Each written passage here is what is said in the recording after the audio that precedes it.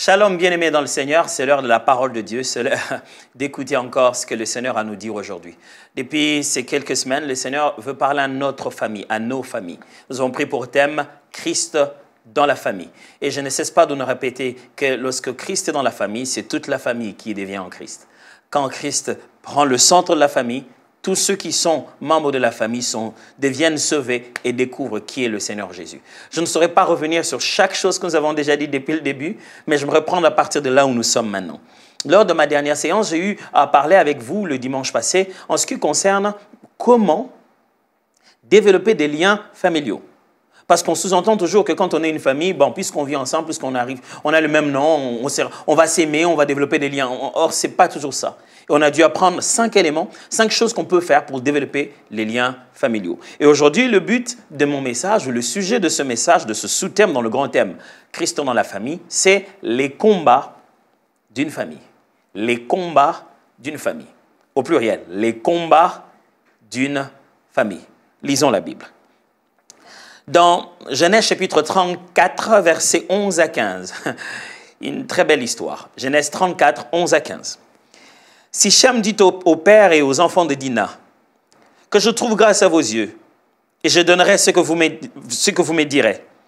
Exigez de moi une forte dot et beaucoup de présents, et je donnerai ce que vous me direz. Mais accorde-moi pour femme la jeune fille. » Les fils de Jacob répondirent et parlèrent avec ruse à Sichem et à Hamor son père, parce que Sichem avait déshonoré Dina, leur sœur. Ils leur dirent, « C'est une chose que nous ne pouvons faire que de donner notre sœur à un homme incirconcis, car ce sera un opprobre pour nous. Nous ne consentirons à votre désir qu'à la condition que vous deviez comme nous et que tout mâle parmi vous soit circoncis. Qu'à la condition que vous deveniez comme nous et que tout mâle parmi vous soit circoncis. C'était un grand plan. Hein. Ça continue dans chapitre 34, toujours verset 25, je vais vous lire, et le verset 30. Le troisième jour, pendant qu'ils étaient souffrants, les deux fils de Jacob, Siméon et Lévi, frères de Dina, prirent chacun leur épée, tombèrent sur la ville qui se croyait en sécurité et tuèrent tous les mâles. Verset 30. Alors Jacob dit à Siméon et Lévi, « Vous me troublez en me rendant odieux aux habitants du peuple, aux Cananéens, aux Phérésiens.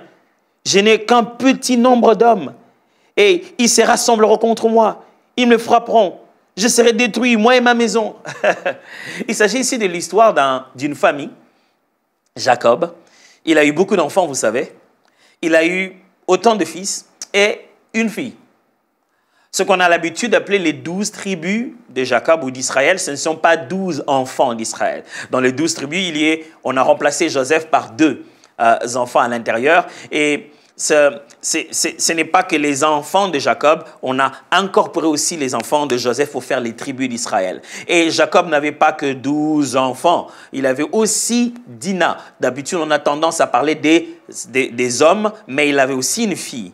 Et la seule fille, la prunelle de l'œil du papa et la petite protégée de tout le monde, s'est fait agresser et s'est fait violer par un monsieur qui s'appelait Sichem. Et le monsieur qui vient avec son père dit « Non, c'est parce que je la désirais tellement, je vais l'avoir pour épouse, demandez-moi toutes sortes de dots que vous voulez, je vais donner, moi je vais épouser la fille. » Les frères de Dina disent à ces gens qui sont venus « Oh non, on ne peut pas vous la donner parce qu'en fait, vous n'êtes pas circoncis, on ne peut pas faire ça, vous devez tous vous circoncire. » Le jeune homme était tellement amoureux, son père avait de l'autorité, il a demandé à tout son peuple de se circoncire. Tous les hommes à cet âge-là sont allés se circoncire. Vous savez pourquoi? Parce que, en fait, au fond, Siméon et Lévi, ses grands frères, se disaient, comme ils seront faibles à ce moment-là, on va attaquer, ils ne pourront pas se battre, on va les tuer tous. Il y avait une ruse derrière ça. Je vais parler des combats de la famille. Mais j'aimerais d'abord qu'on s'entende sur ce que je vais dire par combat. Je ne veux pas que vous puissiez voir d'abord le diable et les démons et les prières à faire, des prières de combat de la famille. Non, ce n'est pas de ça que je vais parler. Quand je dis les combats de la famille, j'entends ici les domaines dans lesquels on ressent de l'opposition invisible. Oui, premièrement ça. Donc, il y a dans la famille des domaines dans lesquels on veut avancer, on veut faire quelque chose, mais on sent comme s'il y a quelque chose d'autre derrière qui nous empêche d'évoluer. C'est de ça que je parle. On a des secteurs de la famille où on sent de l'imposition venant de l'invisible. Quand je dis combat, je vais dire aussi les secteurs de la vie qui demandent plus d'investissement de soi. Des secteurs dans lesquels on sent il faut plus d'efforts. Il faut que je m'investisse davantage ici pour que la famille puisse évoluer. Il y a des domaines comme ça dans la famille où on se rend compte que ça va demander un peu plus d'attention, un peu plus de temps, un peu plus de... Ça va demander un peu plus. Il y a un combat là-dedans. Et troisièmement, je vais juste, par le mot combat, entendre les aspects de la famille où il y a beaucoup de récidives. Il y a des aspects de la famille, on essaie de changer, on essaie d'arrêter quelque chose, mais après un petit moment, boum, ils reprennent encore. Après, il y a eu cette affaire et ça s'est répété. Ce sont des domaines de la famille, des mauvaises choses qu'on aimerait changer, mais qui ne font que se répéter malheureusement. Ces choses-là constituent le combat de la famille. Une opposition invisible, quelque chose qui demande l'investissement de plus d'efforts, et en réalité, quelque chose qui se répète à tout moment, beaucoup de récidives.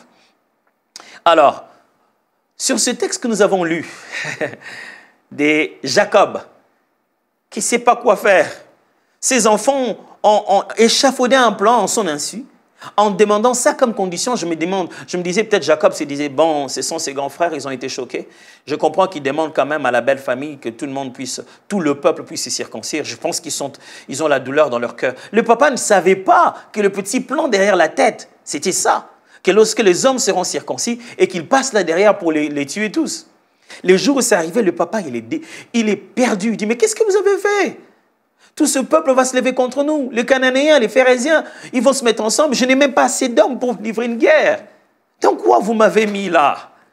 Est-ce que ça vous est déjà arrivé?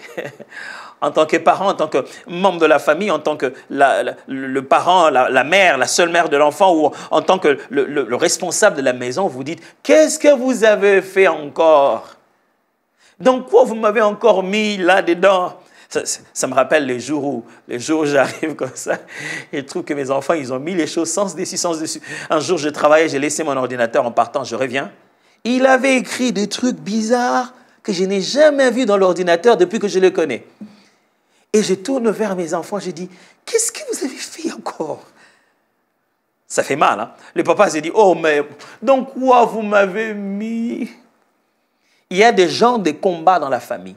On ressent l'opposition de l'invisible, ou simplement on se rend compte que ça va demander plus d'efforts que d'habitude. On se dit simplement que, bon, ok, il y a trop de récidives dans ce domaine. On essaie d'arranger, mais ça s'abîme. On essaie d'arranger, ça s'abîme. Alors, je vais vous donner quelques domaines dans lesquels il y a des combats de la famille. Et plaise à Dieu qu'on comprenne ensemble comment vaincre ce type de combat-là. Mais avant tout, prenons 4 leçons partant de ces textes-là, de ce texte que je viens de dire. Premièrement, ce texte montre que chaque famille a ses propres combats. Ah oui. Chaque famille a ses propres guerres spirituelles, de l'opposition invisible, des récidives. Chaque famille a son domaine pour lequel ça demande un peu plus d'effort. Les combats de leur famille ne sont pas le combat de votre famille.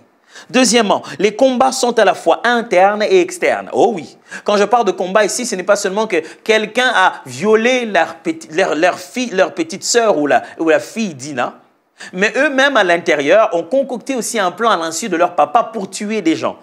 Le combat de la famille est à la fois extérieur par la pression des autres personnes, mais aussi à l'intérieur par notre méconduite ou bien par des choses qui se passent dans la famille. Troisièmement, les combats peuvent bouleverser la vie de la famille. Ces choses que j'appelle des combats peuvent complètement bouleverser la vie de la famille. Si vous ne les gérez pas bien, si vous n'arrivez pas à obtenir les victoires le plus rapidement que possible, toute la famille peut être complètement par terre. Et quatrièmement, les combats peuvent poursuivre la descendance. Jacob a dit, pourquoi vous avez fait ça? Ces gens vont se liguer et ils vont nous tuer. Ce que vous venez de faire ici peut détruire toute notre famille. Mais pas seulement ça, les combats, comme je dis, peuvent poursuivre la descendance. Si on a notre combat, on n'a pas su le vaincre, on n'a pas su vaincre dans ce combat-là, ça peut aller dans une génération, suivre une autre génération et encore une autre génération.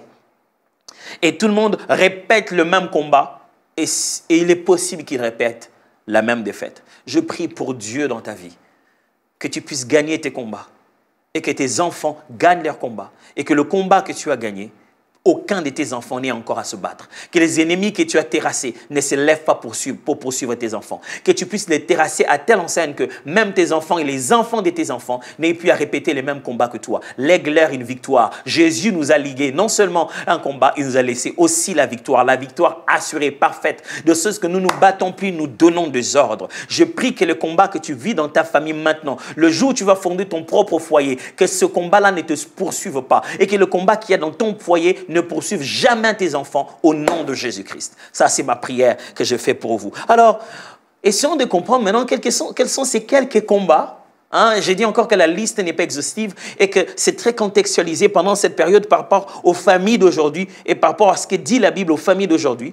Ces domaines sont des domaines de combat de nos familles actuelles. J'aurais peut-être enseigné encore cet enseignement ailleurs ou dans une autre condition. La liste ne serait peut-être pas exactement la même. Alors, regardons nos combats à nous. Premièrement, le premier domaine du combat, écoutez-les bien, épargne et investissement. Oh, pasteur, c'est ce genre de combat-là que tu veux parler. Oh oui, vous pensiez que j'allais citer le nom d'un démon? Non, ce n'est pas d'abord le diable qui amène des combats dans la famille. Nous avons de vrais combats dans nos familles. L'un des véritables combats, un des domaines pour lesquels on sent qu'il faut plus d'efforts. On a l'impression qu'on essaie de faire, mais derrière, il y a comme une force invisible qui nous empêche de le faire. Il y a comme une sorte de répétition des scénarios. On a bien commencé, puis boum, ça s'arrête et on reprend à zéro. Un des domaines dans lesquels les familles se battent, c'est le domaine d'épargner et d'investir. D'être capable d'en avoir suffisamment pour demain et d'être capable de produire pour subvenir à leurs besoins. L'épargne et l'investissement. Proverbe chapitre 30, verset 25, dit ceci. Les fourmis peuplent sans force, préparent en été leur nourriture. Très intéressant. Le sage est en train d'enseigner ici, il donne des leçons maintenant en le prenant dans le monde animal.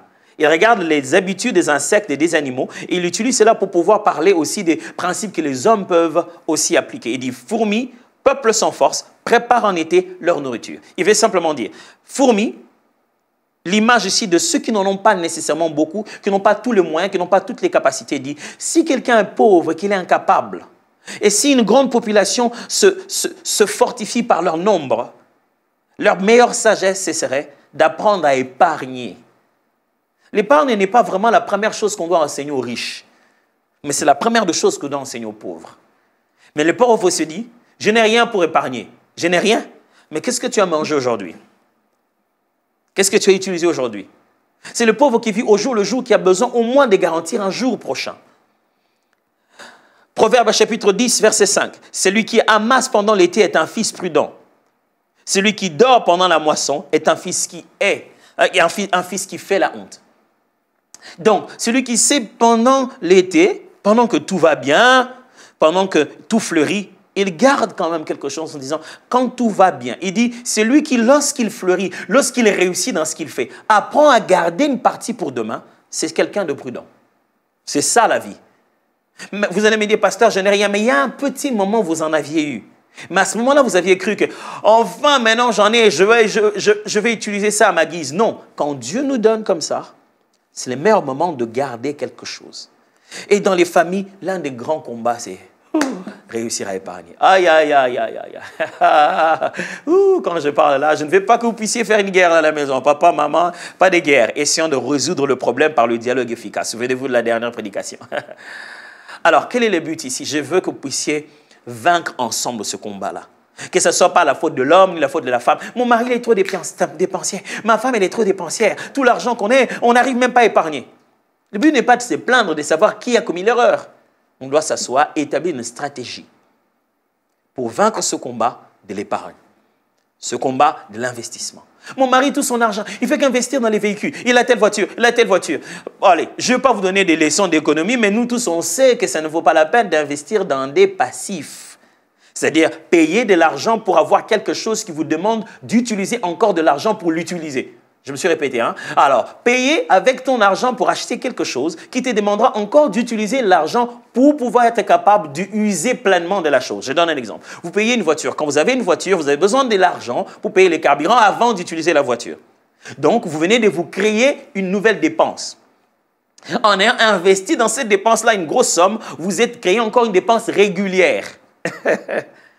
Mauvais investissement. Ce n'est pas dans des véhicules qu'il faut investir, si ce n'est pas pour être capable d'en faire un projet qui soit capable de multiplier de l'argent en réalité. La guerre de l'épargne, de l'investissement. J'aimerais juste vous dire, mes frères et sœurs, le diable ne vous permettra pas de vous sentir à l'aise. Il ne voudra pas, il va vous combattre. Et c'est une guerre dans laquelle une famille doit être capable de réussir. Quand je parle d'épargner et d'investir, ce n'est pas seulement l'argent du mari. Le peu que la femme a aussi. il y a un dicton chez nous en Afrique, on dit « l'argent de l'homme est succulent ». Voilà. Les femmes disent ça comme ça, j'essaie de traduire. Hein. Voilà, l'argent de l'homme, c'est sucré, c'est succulent. Quand c'est l'homme qui donne, c'est bien.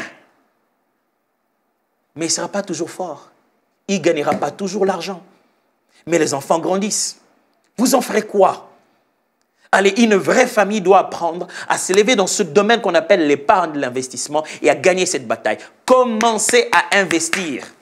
Commencez à épargner. Et pour cela, ça demandera que vous puissiez mettre vos genoux par terre, prier et vous regarder en face et dialoguer et respecter ce que vous vous êtes dit. Épargner ne signifie pas garder ça jusqu'à ce que moi je passe par derrière et je prenne ça. Non. Épargner veut dire respecter. Établissez une méthode pour vous.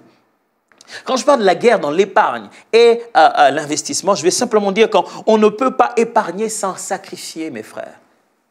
Pasteur, nous, on n'arrive pas vraiment à épargner dans notre famille. Peut-être parce que vous voulez garder exactement le même train de vie et continuer à avoir de l'argent. Non. Comment vous voulez? Le matin, un gros petit déjeuner. À midi, un gros foufou. Le soir, un beaucoup plus gros foufou. Et il y a la différence entre soir et avant de dormir, la bouillie. Et sortir et prendre le transport express, c'est-à-dire seul et payer pour toutes les places. À midi, prendre un coca et inviter les amis. Vous ne pouvez pas garder tous ces détails de la vie. Espérer épargner. Épargner, ce n'est pas prendre de l'argent, une nouvelle source, non. Épargner, c'est prendre les dépenses qu'on a de ce que la source nous a donné, les réduire de sorte qu'il reste quelque chose qu'on garde pour demain. Celui qui veut épargner, veut en fait sacrifier. Faites une liste de priorités et dites-vous qu'est-ce que vous pouvez sacrifier. Franchement, il est possible que vous puissiez sacrifier une boisson à prendre à midi. Il est possible que vous puissiez sacrifier certains déplacements inutiles, des transports à payer inutilement. Il est possible que vous puissiez sacrifier une pause. Sacrifier une pause, sacrifier des crédits, sacrifier de data, quelque part. Nous, on utilise de data pour l'Internet ici. Sacrifier quelque chose.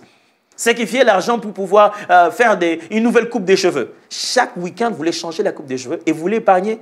Franchement. Franchement. Et je ne peux pas sortir comme ça, les gens vont me voir. Ils vont te voir, mais avec rien en poche. Ils vont te voir jolie, mais pauvre. C'est pourquoi vous voyez des jeunes filles qui se rendent tellement belles pour se prostituer. Parce qu'elles n'ont pas d'argent. Quelle contradiction. Elles se sont rendues belles avec quoi? Elles préfèrent prendre l'argent pour investir dans leur coiffure et aller se prostituer avec. Et quand ils disent « je me prostitue juste pour avoir de l'argent », qu'est-ce que tu fais avec l'argent en question? Pourquoi? Parce que la mentalité de l'épargne n'est pas entrée, la mentalité de l'investissement n'est pas entrée. Je prie Dieu que le Seigneur vous aide à apprendre à épargner dans cette famille et que vous puissiez vaincre cette bataille. Quand je dis épargner et investir, je veux dire les étapes de la vie sont connues d'avance pour être dévancées. Les étapes de la vie sont connues d'avance pour être dévancées. Pourquoi tu dis ça, pasteur? Oui, je dis ça parce que quand je vous dis qu'il y a une guerre dans l'épargne et dans l'investissement, c'est que l'une des guerres que nous avons d'habitude dans nos familles, ce qu'on ne se rend pas compte que, en fait, les étapes de la vie sont connues d'avance. Vous n'êtes pas un extraterrestre qui vient d'arriver sur la Terre et vous ne savez pas que la vie commence par naître, grandir, il faut acheter des habits, il faut aller à l'école, et après il faut se marier, et après avoir travaillé, il y aura les vacances, il faut voyager. Ces étapes sont connues d'avance. Il y a la saison sèche et la saison de pluie ici en RDC. C'est connu d'avance. C'est pour ça que vous devez vous préparer. Allez, il ne faut pas que le jour où vous voulez vous marier, vous partagez à tout le monde de faire part. Vous savez que vous voulez vous marier, vous pensez à ça, vous priez pour vous marier, mais vous continuez à acheter des belles chemises pour impressionner les jeunes filles. Mauvais investissement. Vous deviez commencer à garder cet argent pour être capable, un jour, de pouvoir payer la dot vous-même. Et il y a des gens qui se marient comme ça et qui se plaignent. Vraiment, moi, j'ai voulu me marier, personne ne m'a soutenu. C'est pas une affaire collective, ça. C'est pas un investissement, c'est pas une corporation. On n'essaie pas de faire une entreprise. Tu veux te marier, tu devrais te préparer pour ça. Et vraiment, mon enfant, vraiment, pasteur, aidez-moi, ma femme va accoucher, je ne sais même pas, je n'ai rien. On n'essaie pas d'avoir quelque chose quand sa femme accouche. Elle va faire 9 mois avec ce ventre en train d'être emballé à la maison et tu n'as même pas pensé préparer quelque chose. Et c'est un grand combat, surtout chez nous en Afrique. Deuxième leçon, deuxième combat que nous avons, c'est l'influence des autres relations. Qu'est-ce qu'on entend par l'influence des autres relations? C'est-à-dire qu'hormis la famille telle qu'elle est là, nous sommes là, papa, maman, les enfants, ou quelle que soit la forme de votre famille, je vais dire les gens qui sont dans votre maison, il y a des externes, il y a des gens qui ne sont pas de là. Je ne vais pas seulement parler de la belle famille, je vais parler aussi des autres amis, des amis de papa, des amis des mamans, même si papa est mort ou qui que ce soit, des vieux amis, des l'oncle ou bien des voisins on habite dans les parcelles à cour commune, donc les voisins, les enfants de voisins. Il y a d'autres relations qui ne sont pas la relation familiale que nous avons, d'autres personnes externes qui sont un véritable combat pour nos familles. Oh oui. Pasteur, c'est de la xénophobie. Non, non, non, je ne suis pas en train de dire que vous devez haïr tout ce qui ne sont pas de votre famille. Ce n'est pas ce que je suis en train de dire. Je suis juste en train de dire que dans la famille, il y a un domaine qui s'appelle l'influence des autres. On est tous membres de la famille, mais on ne sait pas ce qui, toi, tu côtoies. Les genres de personnes que tu côtoies, ces genres de personnes-là amènent la mentalité qu'ils mettent dans ta tête, change toute la famille. Prenons l'exemple de 1 Roi, chapitre 12, à partir du verset 9 jusqu'au verset 11. Lisons. Il leur dit, « Que conseillez-vous de répondre à ce peuple qui métient ce langage? Allège le joug que nous a imposé ton père. Et voici ce que lui dirent les jeunes gens qui avaient grandi avec lui. Tu parleras ainsi à ce peuple qui t'a tenu ce langage. Ton père a rendu notre joug pesant, et toi allège-le nous. Tu leur parleras ainsi. Mon petit doigt est plus gros que les reins de mon père. » Maintenant, mon père vous a chargé d'un joug pesant et moi, je vous le rendrai plus pesant. Mon père vous a châtié avec des fouets et moi, je vous châtierai avec des scorpions. Écoutez le conseil que des amis ont donné à leur ami qui est devenu roi. Les autres relations extérieures. Cet enfant a pris, il vient de prendre l'autorité venant de son père. Il devient roi. Roboam, il devient roi. Et qu'est-ce qui se passe? On vient le voir, on dit, écoute, on a passé quand même des temps durs avec ton père en voulant développer le pays. Les taxes ont atteint un niveau, maintenant qu'il n'est plus là, écoute, essaie un peu de réduire ces choses. Voilà ce que lui il fait. Il ne va pas voir les membres de la famille. Il va voir ses amis. Il dit, ah, mon cher, tu sais, les vieux là, ils sont venus nous dire, oh non, voilà, il faut que je puisse aller. Qu'est-ce que vous pensez? Les amis disent, ah, papa, c'est toi les chefs. Ces papas-là, ils sont comme ça, ils te prennent pour un petit enfant. Il faut que tu sois dur avec eux. Tu dois leur montrer que c'est toi qui as le pouvoir maintenant.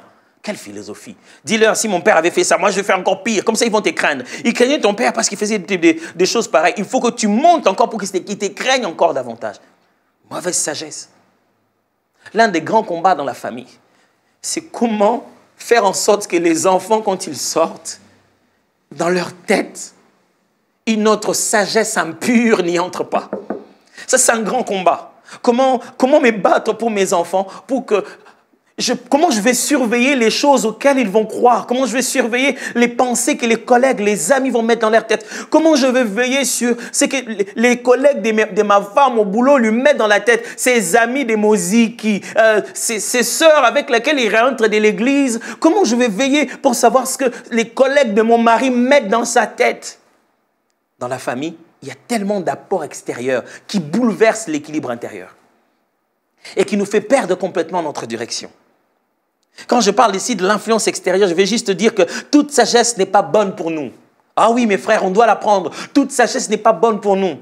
Écoute ce qu'ils disent à leurs collègues. Écoute, dis-leur, mon père, il a fouetté avec le fouet, moi, je vais fouetter avec le scorpion. Juste une façon de dire, je vais fouetter plus fort. Si vous faites ça chez vous, ça va. Mais vous me donnez un conseil, je suis roi, mais les gars, je ne suis pas n'importe qui, je suis devenu roi. Ça, ce n'est pas le conseil à donner à un roi. Écoutez-moi, on est entouré de gens qui ont leur formule de sagesse, qui vont vous dire comment ça marchait chez eux, qui vont vous dire, ah non, c'est toi qui laisses. Moi, ma femme, quand elle m'appelle comme ça, elle m'appelle à tout moment, je dis, écoute, si tu m'appelles encore, je vais m'énerver. Il faut t'énerver des fois. Non, ta femme n'est pas sa femme. Non, ne fais pas ça.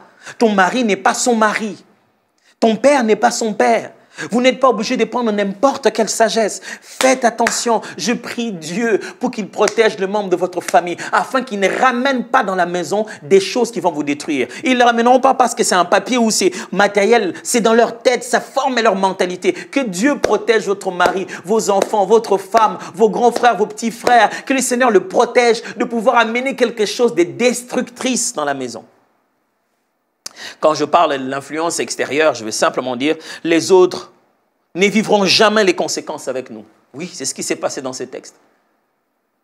Vous savez, toutes ces personnes qui nous disent, ah, vous aurez dû faire ceci, ah, moi, dans la famille, j'ai fait ça, je ne sais pas pourquoi pour vous. Ils vous donnent des sagesses, soi-disant sagesse, mais quand il y a des conséquences, ils ne vivront pas avec vous. Jamais. Ils vont vous laisser souffrir. Ils vont s'en aller. Vous savez ce qui s'est passé après? Le royaume s'est divisé en deux. Aucun de ses autres amis n'a dit, ah, mon cher, vraiment, on reconnaît que notre idée n'était pas bonne. C'est lui le roi qui est en débandade. Écoutez-moi bien. Tout ce qu'on vous dit de l'extérieur contre votre famille, ces gens-là n'en seront pas responsables. Ces amis qui vous disent, ah, mon cher, ta soeur te parle comme ça. Moi, non, ma petite soeur ne peut pas me parler comme ça. Je vais la gifler. Est-ce que c'est ça la solution pour ta petite sœur? La gifler, c'est ce qu'il faut faire. Si tu la gifles, elle se cogne, elle va à l'hôpital, commotion cérébrale. Ton ami là, il ne fera rien. Il ne va pas te dire, mon cher, on va vraiment quand même partager cette responsabilité, c'était mon conseil. Il va dire, moi je vais seulement dire.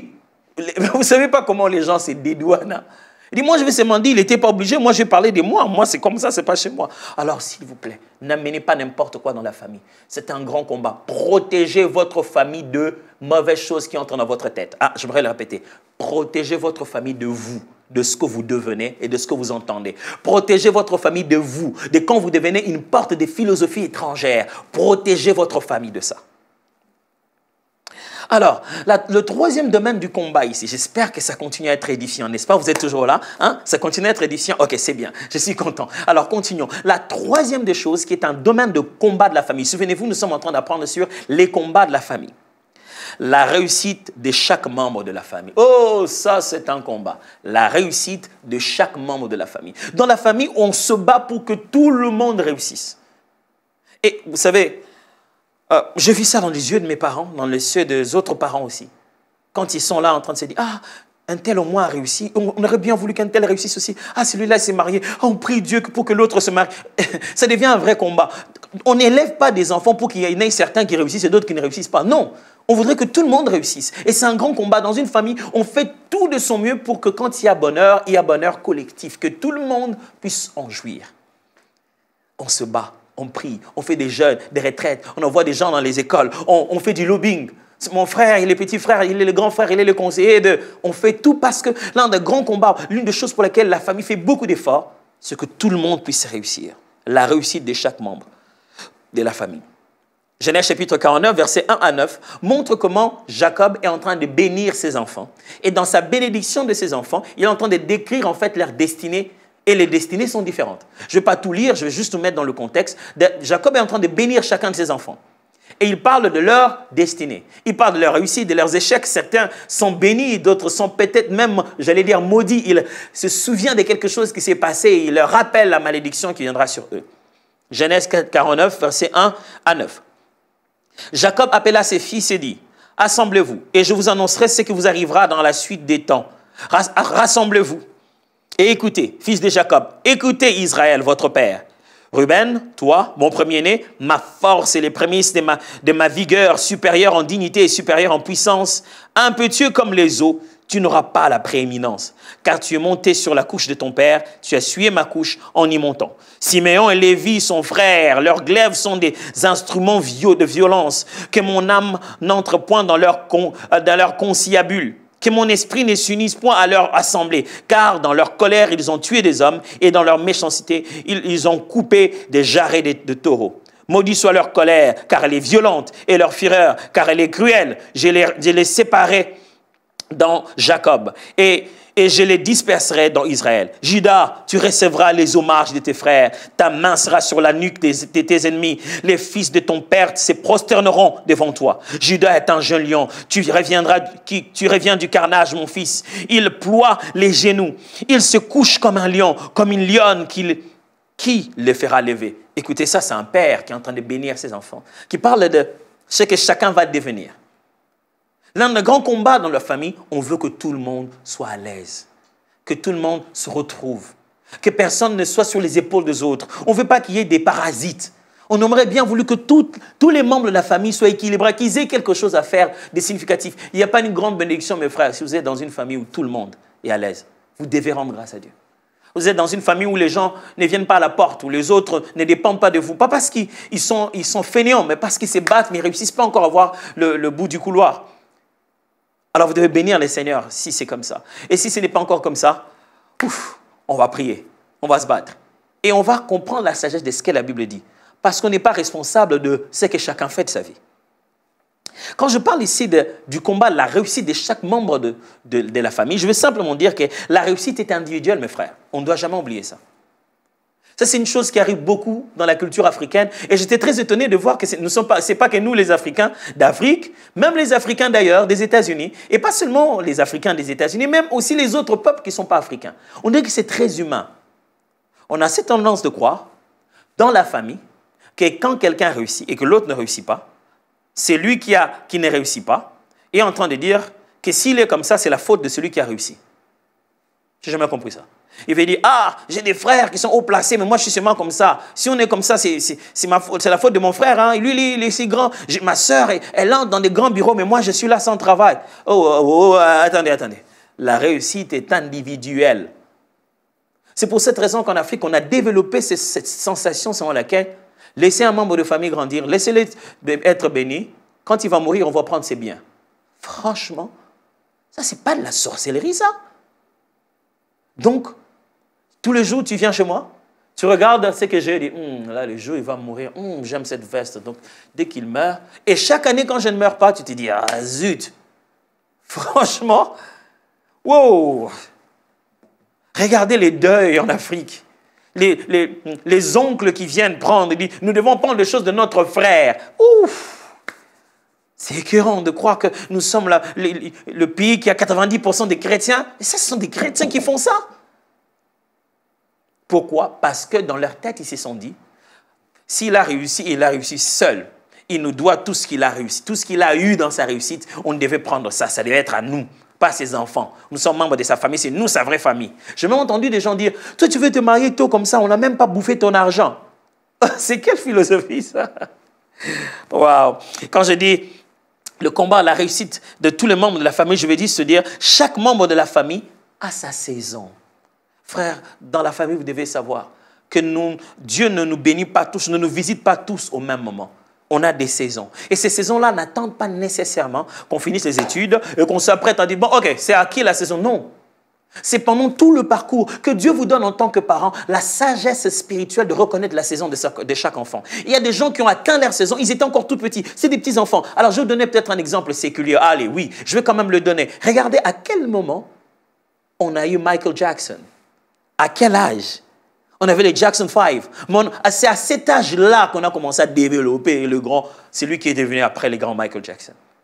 Vos enfants peuvent avoir leur saison quand ils ont 11 ans et qu'ils sont reconnus dans l'équipe de foot. Est-ce qu'en tant que parent, vous avez reconnu que c'était leur saison ou vous les avez obligés à gober le modèle social? Non, je ne veux pas tout le temps que tu sois en train de jouer au foot. Allez, ça va te distraire. Tu dois finir les études. Maintenant, tu te rends compte qu'il a fini les études et il a fini aussi son don. Il a fini son temps. Il est fini avec des études finies. À quoi il sert maintenant? En tant que parent, vous devez avoir le discernement de Dieu, reconnaître la saison de chaque enfant. Ça n'arrive pas à la vingtaine. Chacun a son moment et quand Dieu est en train de faire descendre cette lumière sur lui, que Dieu vous donne la sagesse de reconnaître que c'est maintenant qu'il faut laisser cet enfant monter. Parce qu'il va être la suite et la bénédiction de tous. Bien sûr que c'est un modèle biblique, que quand une personne, un membre de la famille a réussi, il devient une porte pour les autres. Bien sûr. Mais celui qui réussit maintenant, ça ne veut pas nécessairement dire qu'il était le premier dans la liste.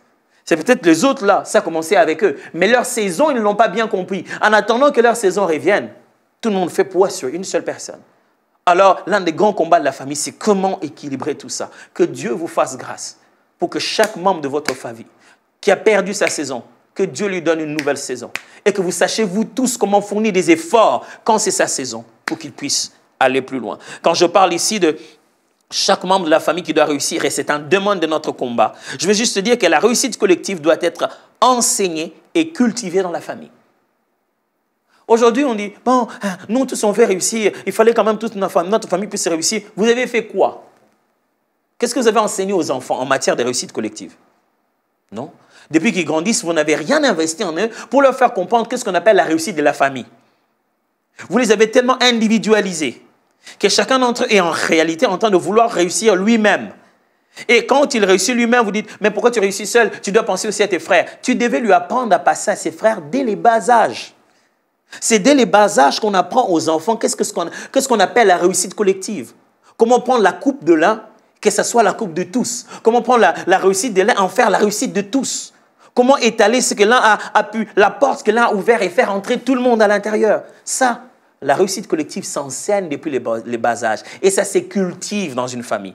Alors, si vous voulez que tous vos enfants réussissent, il ne suffit pas juste de prier en disant, Dieu, vraiment, que bon, celui-là qui n'a pas encore d'enfant, Seigneur, qu'il ait aussi l'enfant, que celui-là qui n'a pas ceci, oh Seigneur, mes enfants, il y en a une qui a eu des bébés, l'autre qui n'en a pas. Mais s'ils ont appris dès les bas âges ce qu'on appelle la réussite collective, même celle qui a des enfants, sera en train de faire bénéficier à sa sœur, ses enfants, comme si c'était ses propres enfants.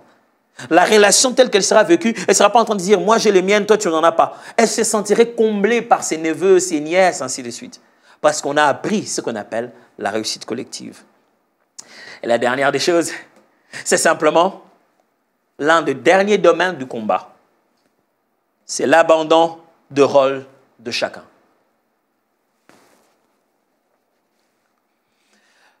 L'un des grands domaines dans lequel il y a combat dans la famille, c'est quand chacun cesse d'être ce qu'il était censé être. Il abandonne son rôle. Dans Genèse chapitre 19, au verset 31 à 36, je ne vais pas le lire, c'est l'histoire des enfants de Noé. Leur papa a commis une grosse bêtise.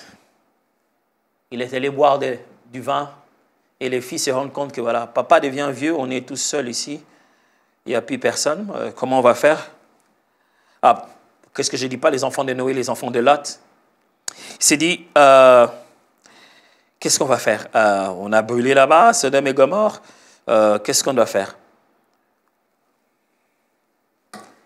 Ils ont dû coucher avec leur père. Ils sont devenus enceintes de leur papa. Incroyable, hein? Papa n'est plus papa, les filles ne sont plus filles. Pourquoi? Parce que à un moment donné, papa s'est dit, nous sommes dans une grosse dépression, on est devenus seuls, ma femme est morte, la ville est brûlée, allez, je vais boire, moi aussi je suis un être humain. Vous savez, l'un des grands domaines dans lequel la famille subit une pression invisible, le diable essaie de déboulonner chacun de sa place. Papa, vous êtes le papa.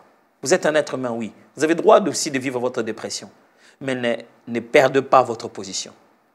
Vous savez, en tant que parent, en tant qu'homme dans la maison, il m'arrive de pleurer aussi. Mais je ne pleure pas pour faire pleurer. Je pleure seul, au coin. J'ai le droit d'avoir des larmes. J'ai le droit d'être vulnérable. Je le montre aussi à mes enfants. Je ne suis pas en train de parler ici, vivre sans émotion, non. Mais j'ai un rôle à jouer de leader et je dois être un leader.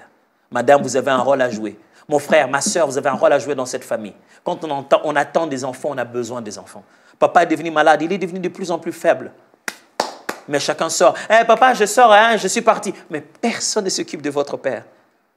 Ça, c'est un grand domaine de combat. Quand chacun cesse d'être ce qu'il est censé être, qu'est-ce qui arrive? Quand on abandonne le rôle, on ouvre la porte aux attaques et à la malédiction. C'est ce qui s'est passé ici. Le papa s'est dit, OK, allez, au lieu d'être l'homme fort à rassurer les enfants dans les moments les plus difficiles, il va prendre du vin, il va s'enivrer. Et des idées entrent dans la tête des enfants. Et qu'est-ce qu'il dit? Ici, je suis en train de dire que quand on arrête de jouer son rôle, ça ouvre des portes aux attaques spirituelles et à la malédiction. Le diable commence à attaquer et vous devenez fragile. Qu'est-ce que ça fait aussi? Quand on ne joue plus ce rôle, c'est simplement le fruit de l'ingratitude et de l'ingratitude des autres et d'un manque d'encouragement. Des fois dans la maison, quand le père cesse d'être père, c'est simplement parce qu'il y a de l'ingratitude.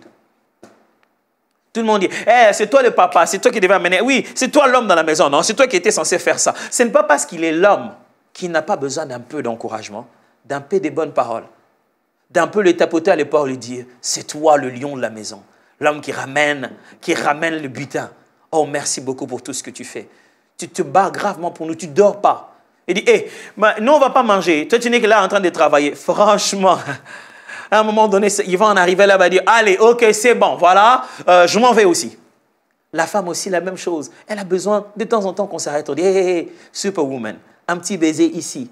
On dit, waouh, tu es celle qui court dans tous les sens. Je me demande avec quelle vitesse tu fais tout ça. Tu es à la cuisine, tu es là-bas et tu t'occupes de nous tous. Surtout dans les moments où on est confiné, les moments où on voit vraiment qu'il y a du travail ici, tu te dis, wow, elle fait du travail. Hein. Je n'ai jamais vu ça parce que je vais tout le temps au boulot. Tout le monde a besoin d'un peu d'encouragement. Et les gens ont tendance à abandonner leur rôle à cause de l'ingratitude. Parce que tous les grands frères viennent, ils se mettent à se fâcher contre les petites sœurs. Allez, pourquoi il n'y a pas... Vous, au lieu de préparer la nourriture, pourquoi il y a du sel? Ce n'est pas ta femme, c'est ta sœur. Tu devais apprendre à dire, petite sœur, merci beaucoup. Ma femme est vraiment en bonne santé, le jour où je l'épouserai. Mais ce n'est pas que c'est toi qui m'as nourri. Est-ce qu'on peut donner un peu d'encouragement, un peu de gratitude à ces héros qui nous entourent? Je viens de vous dire les quelques domaines du combat. Et je vous ai fait comprendre que le combat de la famille, ça ne veut pas dire se battre seulement avec les démons. Non, il y a l'opposition spirituelle et invisible, mais c'est aussi des domaines qui demandent un peu plus d'efforts, mais en même temps, ce sont des domaines dans lesquels il y a beaucoup de récidives. On essaie d'arranger, mais ça ne marche pas. Et je vous ai donné quelques coins, quelques domaines de ce combat, et je vous ai dit ce qu'il faut faire pour être des vainqueurs dans ce domaine. Alors, prions ensemble. Père, donne-nous d'apprendre à nous tenir à la brèche en faveur de notre famille. Il faut que quelqu'un se tienne à la brèche et gagne la bataille au nom de tout le monde. Il y a Goliath là-bas dans la vallée. Donne-nous d'être des David qui gagnent la bataille pour toute la famille. Au nom de Jésus. Amen. Que Dieu vous bénisse.